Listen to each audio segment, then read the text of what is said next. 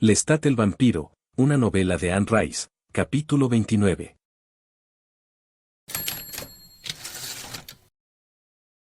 Encontré antorchas encendidas por toda la casa. Las puertas estaban abiertas, igual que las ventanas que se asomaban al firmamento y al mar.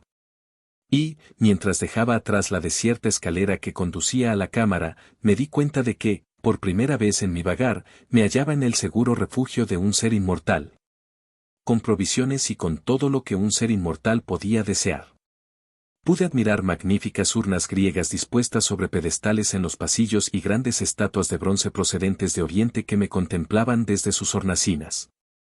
Plantas delicadas florecían en todas las ventanas y terrazas abiertas al cielo. Espléndidas alfombras traídas de la India, de China y de Persia cubrían los suelos de mármol bajo mis pies.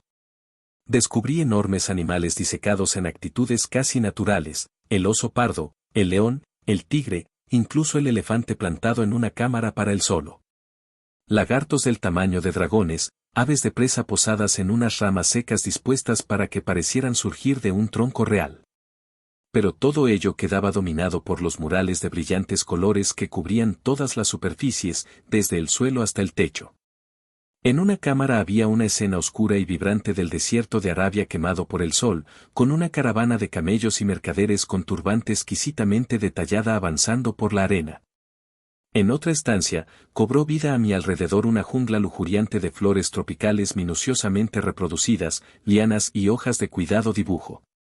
La perfección del efecto óptico me asombró y me sedujo. Y, cuanto más estudiaba las imágenes, más cosas veía. Aquella estampa de la jungla estaba repleta de criaturas, insectos, pájaros, gusanos en el suelo, 1.000.000 de aspectos de la escena que, finalmente, me produjeron la sensación de que me había deslizado fuera del tiempo y del espacio, de que me había sumergido en algo más que una pintura. Y, sin embargo, todo estaba allí, plano sobre la pared. Sentí que la cabeza me daba vueltas. Allí donde miraba, las paredes me ofrecían nuevas imágenes. No podría describir en palabras algunos de los tonos y matices de color que vi. En cuanto al estilo de todas aquellas pinturas, me desconcertó, a la vez que me complacía. La técnica parecía absolutamente realista, con el uso de las proporciones y recursos clásicos que se encuentran en todos los pintores del Renacimiento tardío, Da Vinci, Rafael, Miguel Ángel, así como de artistas de épocas más recientes, como Watteau y Fragonard. El empleo de la luz era espectacular. Bajo mi mirada, las criaturas vivientes parecían respirar. Pero los detalles. Aquellos detalles no podían ser realistas ni guardar proporción. Sencillamente, había demasiados monos en la selva, demasiados escarabajos en las hojas. En una estampa de un cielo estival aparecían miles de pequeños insectos. Llegué a una espaciosa galena, abarrotada a ambos lados por hombres y mujeres pintados en las paredes, y estuve a punto de lanzar un grito. Había allí figuras de todas las épocas, beduinos, egipcios, griegos y romanos, caballeros de armadura y campesinos y reyes y reinas. Había gentes del Renacimiento con casacas y polainas, el rey Sol con su inmensa peluca rizada, y, finalmente, personas de nuestra época. Pero, también allí, los detalles me hicieron pensar que lo estaba imaginando todo, las gotitas de agua condensadas en una capa, el corte en una mejilla, la araña medio aplastada bajo una lustrosa bota de cuero. Me eché a reír. Pero aquello no era divertido, era, simplemente, delicioso. Me eché a reír sin parar. Tuve que obligarme a salir de aquella galería, y lo único que me dio la fuerza de voluntad necesaria fue la visión de una biblioteca, radiante de luz. Muros y muros de libros y manuscritos en rollos, enormes esferas terráqueas refulgentes en sus soportes, bustos de los dioses y diosas de la antigua Grecia, grandes mapas desplegados. Periódicos en todas las lenguas estaban amontonados sobre unas mesas, y, por todas partes, había profusión de curiosos objetos. Fósiles, manos momificadas, caparazones exóticos, ramilletes de flores secas, figurillas y fragmentos de esculturas antiguas, jarrones de alabastro cubiertos de jeroglíficos egipcios. Y en el centro de la biblioteca, repartidos entre las mesas y las vitrinas, había cómodos sillones con escabeles, candelabros y lámparas de aceite. En realidad, La impresión que producía la sala era de relajado desorden, de muchas horas de puro disfrute, de un lugar en extremo humano. Saberes humanos, objetos humanos, sillones en los que podrían sentarse humanos. Me quedé allí largo rato, echando un vistazo a los títulos latinos y griegos. Me sentía un poco ebrio, como si hubiera topado con un mortal cuya sangre contuviera un exceso de vino. Pero tenía que encontrar a Marius. Dejé atrás la biblioteca, bajé una corta escalera y crucé otro pasillo cubierto de murales hasta salir a otra sala aún mayor, que también estaba inundada de luz. Antes ya de entrar en ella, escuché el canto de los pájaros y aprecié el perfume de las flores. Y luego me encontré perdido en una jungla de jaulas. Allí no solo había aves de todos los tamaños y colores, sino también monos y babuinos, y todos parecían haberse vuelto locos en sus pequeñas prisiones mientras yo deambulaba entre ellas. Plantas en macetas crecían apretadas contra las jaulas, helechos y plataneras, rosales, margaritas, jazmines y otras flores vespertinas de dulces fragancias. Había orquídeas blancas y púrpuras, plantas carnívoras que atrapaban insectos en su seno y arbolillos rebosantes de melocotones, limones y peras. Cuando emergí por fin de aquel pequeño Edén, me encontré en una sala de esculturas igual a cualquier galería del Museo Vaticano. Y vislumbré otras cámaras anejas rebosantes de pinturas, de muebles y accesorios orientales, de juguetes mecánicos. Por supuesto, ya no me detenía ante cada objeto o cada nuevo descubrimiento. Apreciar cuánto contenía la casa me habría llevado toda una vida mortal. Continué adelante. No sabía a dónde iba, pero comprendí que se me permitía admirar todas aquellas cosas. Finalmente, escuché el inconfundible sonido de Marius, aquel potente y rítmico latido del corazón que había oído en el Cairo. Y me dirigí hacia él. Penetré en un salón dieciochesco brillantemente iluminado. Los muros de piedra estaban recubiertos de refinados paneles de madera de palisandro con espejos enmarcados que se alzaban hasta el techo. Observé los habituales arcones pintados, los sillones tapizados, los cuadros de paisajes oscuros y frondosos, los relojes de porcelana. Vi una pequeña colección de libros en unos armarios de puertas de cristal y un periódico de fecha reciente sobre una mesilla, junto a un sillón con mantelillos de brocado en los brazos. Unas puertas corredizas altas y estrechas daban paso a la terraza de piedra, donde una hilera de azucenas y rosas rojas perfumaban el ambiente. Y allí, de espaldas a mí y apoyado en la barandilla, había un hombre del siglo XVIII. Cuando se volvió y me indicó con un gesto que saliera a la terraza, vi que era Marius. Iba vestido igual que yo. La levita era roja, no violácea, y los encajes eran de Valenciennes, no de Bruselas, pero llevaba el mismo estilo de ropa, el lustroso cabello recogido en la nuca con una cinta oscura como yo. Y no parecía en absoluto tan etéreo como Armand, sino que daba el aspecto de una superpresencia, de un ser de blancura y perfección imposibles, que, sin embargo, estaba relacionado con todo el que le rodeaba. Con las ropas que llevaba, con la barandilla de piedra donde tenía la mano.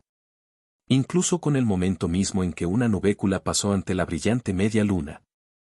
Saboreé aquel instante, el hecho de que aquel ser y yo nos dispusiéramos a hablar, de estar allí realmente. Mi cabeza aún estaba tan despejada como en el barco. Seguía sin sentir la sed y me di cuenta de que era su sangre corriendo por mis venas lo que me mantenía. Todos los viejos misterios se concentraban en mi interior, despertándome y aguzando mi mente.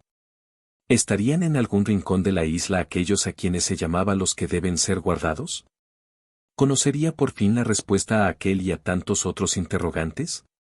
Avancé hasta la barandilla y me detuve al lado de Marius, con la vista fija en el mar.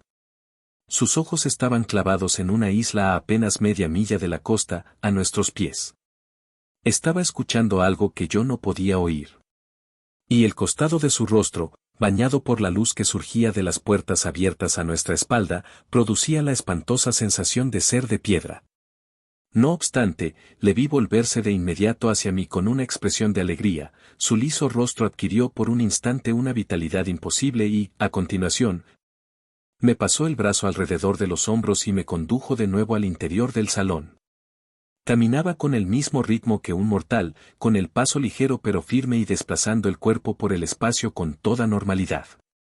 Me guió hasta un par de sillones colocados frente a frente y allí tomamos asiento. Estábamos más o menos en el centro de la estancia. La terraza quedaba a la derecha y contábamos con una clara iluminación gracias a la lámpara del techo y a la decena larga de candelabros y brazos de luz instalados en las paredes forradas de madera. Todo aquello parecía muy normal, muy civilizado. Y Marius se instaló con evidente comodidad entre los cojines de brocado, curvando los dedos en torno a los brazos del sillón. Al sonreír, su aspecto se hizo totalmente humano. En su rostro surgieron todas las arrugas, toda la expresividad de un rostro humano, hasta que la sonrisa se desvaneció de nuevo. Traté de no mirarle, pero no pude evitarlo. Y en sus facciones apareció un aire malévolo. El corazón me dio un vuelco. ¿Qué te sería más fácil?, me preguntó en francés, que yo te dijera por qué te he traído aquí, o que tú me explicaras por qué querías verme. Bueno, prefiero lo primero. Respondí. ¿Qué hables tú? Con una risa blanda y conciliadora, Marius continuó, eres una criatura notable. No esperaba que te metieras bajo tierra tan pronto. La mayoría de nosotros experimenta su primera muerte mucho más tarde, cuando ya tienen un siglo de existencia, incluso dos. ¿La primera muerte? ¿Quieres decir que es habitual, refugiarse bajo tierra como lo he hecho yo? Entre los que sobreviven, es habitual. Morimos. Volvemos a vivir. Los que no se entierran durante ciertos periodos de tiempo, no suelen durar mucho. La revelación me había asombrado, pero parecía muy coherente. Y me embargó el terrible pensamiento de que si Nicolás se hubiera enterrado en lugar de arrojarse a las llamas. Pero no era el momento para pensar en Nicolás. Si lo hacía, empezaría a lanzar preguntas inútiles a mi interlocutor, ¿estaba Nicolás en alguna parte? ¿Había dejado de existir? ¿Y mis hermanos? ¿Estaban ellos también en alguna parte o, sencillamente, habían cesado de existir? Pero no debería haberme sorprendido tanto de que, en tu caso, sucediera cuando ha sucedido, continuó hablando como si no hubiera oído mis pensamientos, o no quisiera aludir a ellos todavía. Has perdido demasiado de lo que te era más preciado. Habías visto y aprendido muchas cosas muy deprisa. ¿Cómo sabes lo que me ha sucedido? Quise saber. Volvió a sonreír. Casi lanzó una carcajada. El calor que emanaba de él, la sensación de proximidad, resultaban desconcertantes. Su manera de hablar era animada y absolutamente normal. Es decir, hablaba como un francés bien educado. ¿No te doy miedo, verdad?, preguntó. No creo que quieras causármelo, respondí. Tienes razón. Con un gesto informal, prosiguió, pero tu aplomo resulta, con todo, bastante sorprendente. Para responder a tu pregunta, sé cosas que le suceden a nuestra raza por todo el mundo. Y, para ser sincero, no siempre entiendo cómo o por qué las sé. Es un poder que, como todos los nuestros, aumenta con la edad, pero sigue siendo inconsistente, difícilmente controlable. Hay momentos en que puedo escuchar lo que le sucede a los de nuestra especie en Roma e incluso en París. Y, cuando alguien me llama como tú lo has hecho, puedo captar su llamada desde distancias asombrosas. Y puedo encontrar el origen de la llamada, como has podido comprobar por ti mismo. Pero la información me llega también por otras vías. Sé de los mensajes que me has dejado por las paredes de media Europa, porque los he leído. Y he oído hablar de ti a otros. Y, a veces, hemos estado cerca, más cerca de lo que puedas imaginar, y he oído tus pensamientos. Por supuesto, también en este momento puedo escucharlos, como sin duda podrás advertir, pero prefiero comunicarme por medio de palabras. ¿Y eso? Quise saber. Pensaba que los antiguos prescindirían por completo de la palabra oral. Los pensamientos son imprecisos, explicó él. Si te abro mi mente, no puedo controlar realmente lo que puedas leer en ella. Y, si soy yo quien lee en la tuya, es posible que malinterprete lo que vea u oiga. Prefiero utilizar el lenguaje hablado y dejar que mis facultades mentales se expresen a través de él. Me gusta la alarma del sonido para anunciar mis comunicaciones importantes. Me gusta que se reciba mi voz. Y me desagrada penetrar en los pensamientos de otros sin advertencia. Para ser totalmente sincero, creo que el lenguaje es el mayor don que comparten mortales e inmortales. No supe qué responder a ello. De nuevo, el razonamiento parecía absolutamente coherente. No obstante, me encontré moviendo la cabeza en gesto de negativa. ¿Y tus gestos?, dije. Tú no te mueves como Armando Magnus, como yo creía que todos los antiguos, ¿quieres decir como un fantasma? ¿Por qué iba a hacerlo?, replicó Marius con una nueva risa suave que me hechizó. Se echó un poco hacia atrás en el sillón y dobló la rodilla hasta apoyar el pie en el cojín del asiento, como haría un hombre en su estudio privado. Desde luego, hubo un tiempo en que todo esto era muy interesante para mí, comentó. Deslizarme sobre el suelo produciendo la impresión de no dar pasos, colocarme en posturas que resultan incómodas o imposibles para los mortales. Volar distancias cortas y posarme en tierra sin el menor sonido. Mover objetos por mera voluntad. En realidad, al final, todo ello resulta vasto. Los movimientos humanos poseen elegancia. Hay sabiduría en la carne, en el modo en que hace las cosas el cuerpo humano. Me gusta el ruido de mis pies al tocar el suelo, el tacto de los objetos entre mis dedos.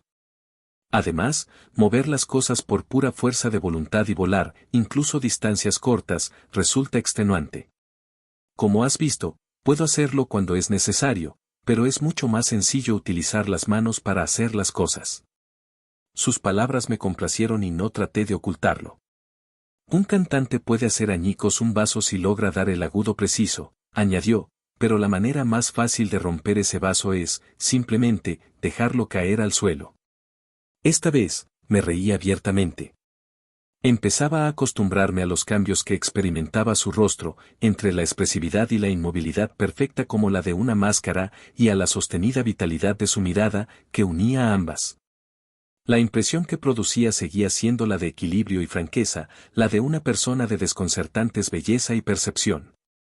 Pero a lo que no lograba habituarme era a aquella sensación de presencia, de que algo inmensamente poderoso, peligrosamente poderoso, estaba allí, contenido y muy próximo. De pronto, me sentí un poco agitado, un poco abrumado. Y me entró un inexplicable deseo de llorar. Marius se inclinó hacia adelante y me rozó con los dedos el revés de la mano y me recorrió un estremecimiento.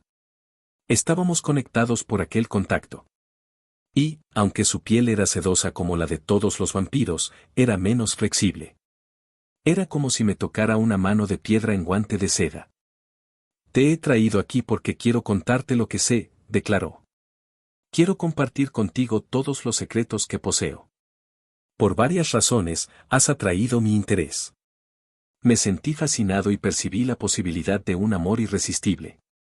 Pero te advierto que en ello hay un peligro, continuó. Yo no poseo las respuestas definitivas. No puedo decirte quién hizo el mundo o por qué existe el hombre. Ni sé decirte la razón de que exista nuestra especie.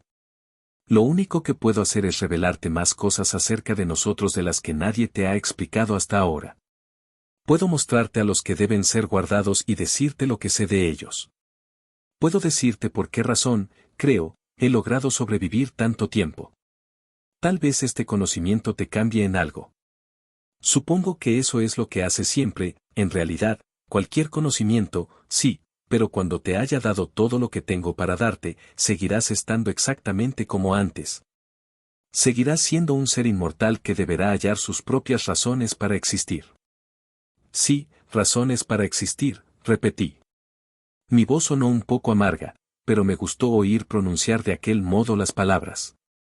Con todo, al mismo tiempo, tenía la lúgubre sensación de ser una criatura hambrienta y depravada a la que iba muy bien una existencia sin propósitos, de ser un vampiro poderoso que siempre conseguía todo lo que quería. Por encima de todos y de todo. Me pregunté si Marius se daba cuenta de lo absolutamente terrible que yo era. La razón para matar era la sangre. Aceptado. La sangre y el puro éxtasis de la sangre. Y sin ella, éramos pellejos como yo había sido bajo la tierra egipcia. Recuerda bien mi advertencia de que las circunstancias seguirán siendo las mismas después. Solo tú puede que cambies. Tal vez salgas de aquí más ignorante que cuando has entrado. ¿Pero por qué has decidido revelarme estas cosas? Le pregunté. Sin duda, otros vampiros te habrán buscado. Debes saber dónde está Armand, ¿no? Como te he dicho, tengo varias razones, contestó. Y, probablemente, la principal es el modo en que me buscaste. Muy pocos seres buscan de verdad el conocimiento en este mundo. Mortales o inmortales, son escasos los que hacen preguntas. Al contrario, casi todos intentan extraer de lo desconocido las respuestas a las que ya han dado forma en sus propias mentes, justificaciones, confirmaciones. Formas de consuelo sin las cuales serían incapaces de continuar adelante. Preguntar de verdad es abrir la puerta al torbellino. La respuesta puede aniquilar a la vez la pregunta y a quien la hace. Pero tú te has estado haciendo preguntas de verdad desde que dejaste París, hace 10 años. Comprendí lo que me decía, pero solo inconexamente. Tienes pocos prejuicios formados, prosiguió. En realidad, me asombras porque haces las cosas tan extraordinariamente simples. Solo quieres un objetivo. Solo buscas amor. Cierto, dije con un leve encogimiento de hombros. Bastante vulgar, ¿no? Marius lanzó otra de sus leves risas. No. Nada de eso. Es como si los 18 siglos de civilización occidental hubieran producido un inocente. ¿Inocente? No te estarás refiriendo a mí, ¿verdad? En este siglo se habla mucho del buen salvaje, me explicó, de la fuerza corruptora de la civilización y de que debemos encontrar el modo de volver a la inocencia que hemos perdido. Pues bien, todo eso no es, en realidad, más que una serie de tonterías. Los pueblos auténticamente primitivos pueden ser monstruosos en sus creencias y expectativas. No les cabe en la cabeza el concepto de inocencia. Y tampoco a los niños. En cambio, la civilización ha creado, al menos, hombres que se comportan con tal inocencia. Por primera vez, miran a su alrededor y se dicen, ¿qué diablos es todo esto? Tienes razón, pero yo no soy inocente. Impío, tal vez, repliqué. Procedo de gente sin Dios, y me alegro de ello. Pero sé que son el bien y el mal de una manera muy práctica, y soy Tifón, el asesino de su hermano, no el matador de Tifón, como debes saber. Marius asintió enarcando levemente las cejas. Él ya no tenía que sonreír para parecer humano. Ahora, podía ver en él una expresión de emoción aunque no hubiera una sola arruga en su rostro. Pero tampoco buscas ningún sistema de valores para justificarlo, afirmó. A eso me refiero cuando hablo de inocencia. Eres culpable de matar mortales porque has sido creado como un ser que se alimenta de sangre y de muerte, pero no eres culpable de mentir, de crear grandes esquemas de pensamientos lóbregos y maléficos en tu cabeza. Eso es cierto. Carecer de Dios es, probablemente, el primer paso para la inocencia, para despojarse del sentimiento de culpa y de subordinación, de la falsa pena por las cosas que, supuestamente, se han perdido. De modo que eso entiendes por inocencia, no la ausencia de experiencia, sino la ausencia de artificios engañosos. La ausencia de necesidad de artificios, me corrigió. El amor y el respeto por lo que tienes delante de los ojos. Lancé un suspiro.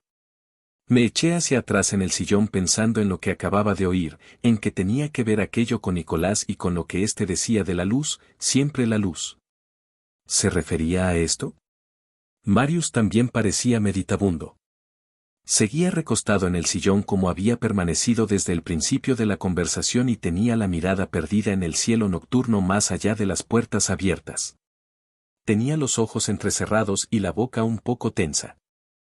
Pero lo que me ha atraído de ti no ha sido solo tu espíritu animoso, tu honestidad, si lo prefieres.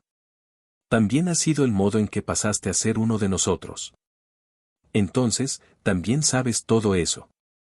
Sí, todo, asintió, sin darle importancia. Has sido hecho vampiro al final de una era, en un momento en que el mundo se enfrenta a unos cambios inimaginables. Lo mismo sucedió en mi caso. Yo nací y crecí entre los hombres en una época en que el mundo antiguo, como hoy lo llamamos, estaba llegando a su final. Las viejas creencias estaban agotadas y un nuevo Dios estaba a punto de surgir. ¿Qué época fue esa? Inquirí, excitado. la de César Augusto, cuando Roma acababa de convertirse en imperio y la fe en los dioses había muerto como expresión de elevados ideales. Le dejé ver la sorpresa y el placer que inundaban mi rostro. Ni por un instante dudé de sus palabras. Me llevé una mano a la cabeza como para recobrar la serenidad perdida, pero él continuó hablando. La gente corriente de esa época creía en la religión como la gente de hoy. Para ellos era una costumbre, una superstición, una magia elemental, el uso de unas ceremonias cuyos orígenes se perdían en la antigüedad, igual que sucede hoy. Pero el mundo de los que creaban ideas, de los que gobernaban y hacían avanzar el curso de la historia, era un lugar sin fe y desesperadamente sofisticado como el de la Europa de los tiempos actuales. Así me pareció mientras leía a Cicerón, a Ovidio y a Lucrecio, murmuré. Él asintió y se encogió de hombros ligeramente. La humanidad ha tardado 18 siglos en volver al escepticismo, al nivel de sentido práctico de esos tiempos. Pero la historia no se repite en absoluto, esto es lo más sorprendente. ¿A qué te refieres? Y mira a tu alrededor. En Europa están sucediendo cosas absolutamente nuevas. El valor que se otorga a la vida humana es superior al de cualquier otra época. A la sabiduría y a la filosofía se unen nuevos descubrimientos en las ciencias, nuevos inventos que modificarán completamente el modo de vida de los humanos. Pero esta es otra historia distinta. Es el futuro. A lo que me quiero referir ahora es a que has nacido en el punto de ruptura del viejo modo de ver las cosas. Igual me sucedió a mí. Has aparecido de una época sin fe y, sin embargo, no eres cínico. Lo mismo pasó conmigo. Los dos hemos surgido de una grieta entre la fe y la desesperación, por llamarlo así. Y Nicolás, pensé, había caído en aquella grieta y había perecido. Esa es la razón de que tus preguntas sean distintas a las de quienes han nacido a la inmortalidad bajo el Dios cristiano. Recordé la conversación con Gabriel en el Cairo. Nuestra última conversación. Yo mismo le había dicho que esta era mi fuerza. Precisamente, asintió él. Así pues, tú y yo tenemos eso en común. Nos hicimos adultos sin esperar gran cosa de los demás. Y el peso de la conciencia, por terrible que fuese, siempre fue algo privado. Pero fue bajo el Dios cristiano, en los primeros tiempos de ese Dios cristiano, cuando tú naciste a la inmortalidad, según tu propia expresión. No. Replicó Marius con un asomo de disgusto. Nosotros nunca hemos servido al Dios cristiano. Puedes quitarte desde este momento esa idea de la cabeza. Pero, ¿y las fuerzas del bien y del mal representadas en los nombres de Cristo y Satán? Repito que nada, o muy poco, tienen que ver con nosotros. Pero seguro que el concepto de mal, de alguna forma, no. Nosotros somos más viejos que todo eso, Lestat. Los hombres que me crearon eran adoradores de dioses, es cierto. Y creían en cosas que yo no podía aceptar. Pero su fe se remontaba a una época muy anterior a los templos de la Roma imperial, un tiempo en que se podía derramar a mares sangre humana inocente en nombre del bien. Y en que el mal era la sequía, la plaga de langosta y las malas cosechas. A mí me hicieron lo que soy esos hombres, en nombre del bien. Aquello era demasiado seductor, demasiado subyugante. Y, en un coro de vertiginosa poesía, acudieron a mi mente todos los viejos mitos. Osiris era un buen dios para los egipcios, un dios del trigo. ¿Qué tiene eso que ver con nosotros? Los pensamientos eran un torbellino en mi mente. En una sucesión de imágenes mudas, recordé la noche en que dejé la casa de mi padre en la Auvernia, mientras los aldeanos bailaban en torno a la hoguera de carnaval y elevaban sus cantos pidiendo que aumentaran las cosechas. Mi madre había tildado de pagana aquella fiesta. Lo mismo había dicho el colérico párroco al que habían echado del pueblo tiempo atrás. Y todo ello pareció más que nunca la historia del jardín salvaje, de bailarines en el jardín salvaje, donde no prevalecía ninguna ley salvo la del jardín, que era una ley estética. Que el grano crezca muy alto, que el trigo verdee y luego se vuelva dorado, que luzca el sol. Y mirad, fijaos en esa manzana de forma perfecta que ha hecho el árbol. Los campesinos corriendo entre los árboles del huerto, con los tizones ardientes de la hoguera de carnaval, para hacer que las manzanas crecieran. Sí, el jardín salvaje, murmuró Marius con una chispa de luz en los ojos. Y tuve que salir de las ciudades civilizadas del imperio para encontrarlo. Tuve que acudir a los profundos bosques de las provincias del norte, donde el jardín crecía aún en toda su exuberancia, a las propias tierras de la Galia meridional donde tú naciste. Tuve que caer en manos de los bárbaros que nos dieron a ambos nuestra estatura, nuestros ojos azules y nuestro pelo rubio. Yo los recibí a través de la sangre de mi madre, que procedía de esas gentes, pues era hija de un caudillo celta, casada con un patricio romano. Y tú los has recibido a través de la sangre de tus padres, transmitida directamente desde esos tiempos. Y, por una extraña coincidencia, ambos fuimos escogidos para la inmortalidad, tú por Magnus y yo por mis captores, por idéntica razón, porque éramos el máximo exponente de nuestra sangre y de nuestra raza de ojos azules. Porque éramos más altos y bien plantados que otros hombres. Es preciso que me lo expliques todo. Tienes que contármelo todo. Exclamé.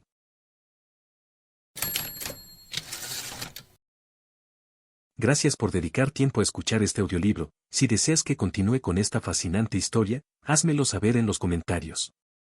No olvides suscribirte, para no perderte futuros contenidos, y si tienes alguna preferencia para la narración de otro libro déjame también saber en los comentarios. Tu apoyo significa mucho y si te gusta mi trabajo puedes apoyarme con un donativo a través del link que está en la descripción. Hasta la próxima.